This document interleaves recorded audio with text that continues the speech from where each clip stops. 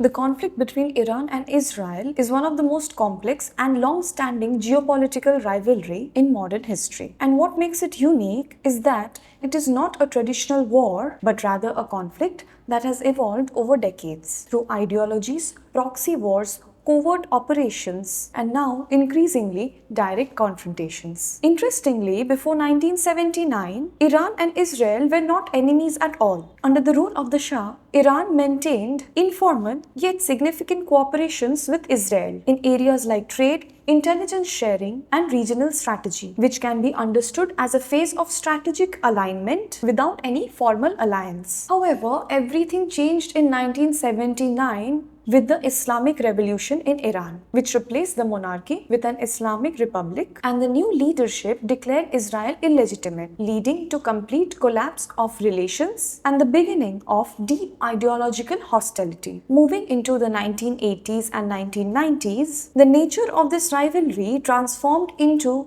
what is described as a proxy war phase, where instead of directly engaging Israel, Iran began supporting groups like Hezbollah and Hamas, which carried out operations against Israel, making the conflict indirect but highly active. As we enter into the 2000s, tension began to intensify further as Iran expanded its regional influence while Israel strengthened its defense and intelligence capabilities. And most critically, Iran's advancement in nuclear program became a major point of concern for Israel, creating a long-term strategic standoff that would dominate global discussions. Between 2011 and 2015, there was a brief phase of nuclear diplomacy where international negotiations resulted in the 2015 nuclear agreement, temporarily reducing the tension. But the underlying distrust between the two sides never disappeared. This fragile balance did not last long, as the period from 2016 to 2019 saw a return to hostility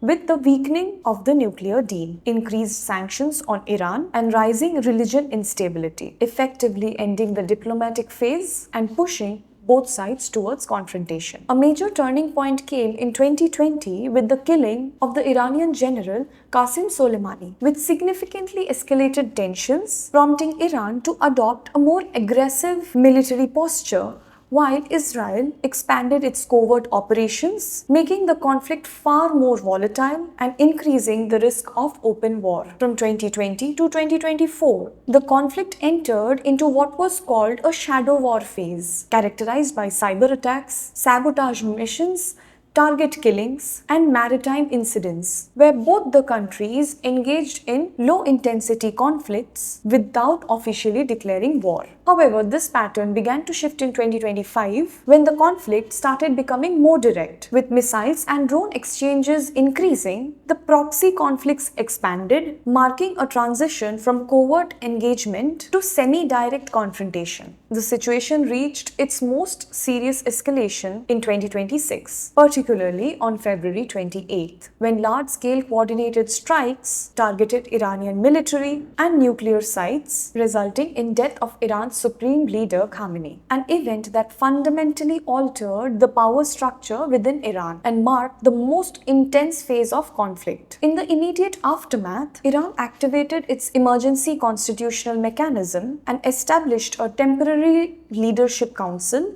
to maintain stability and continuity of governance. Mojtaba Khamenei was appointed as the new supreme leader of Iran on March 9, 2026, which was particularly significant because it marked the first instant of familial succession in Iran's leadership and attracted both domestic and global attention. However, despite Mojtaba Khamenei officially holding the highest constitutional authority and controlling aspects like military, judiciary, and strategic policy, the real power structure in Iran today is far more complex, especially given reports he has not appeared publicly and may have been injured during the attacks, leading to a style of leadership that relies heavily on indirect commands through written directives, trusted advisors, and military intermediaries. In reality, much of the operational power on the grounds is exercised by the Islamic Revolutionary Guard Corps, which controls military operations, direct war strategies, and holds significant political and economical influence, while the political leadership including the president and the government institutions, primarily handles day-to-day administrations and economic management, but does not control strategic military decisions. This has resulted in what can be described as a distributed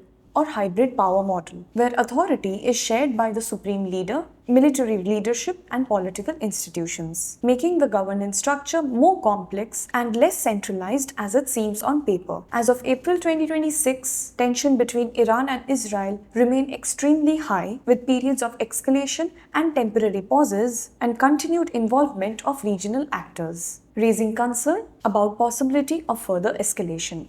Thank you and see you in the next video.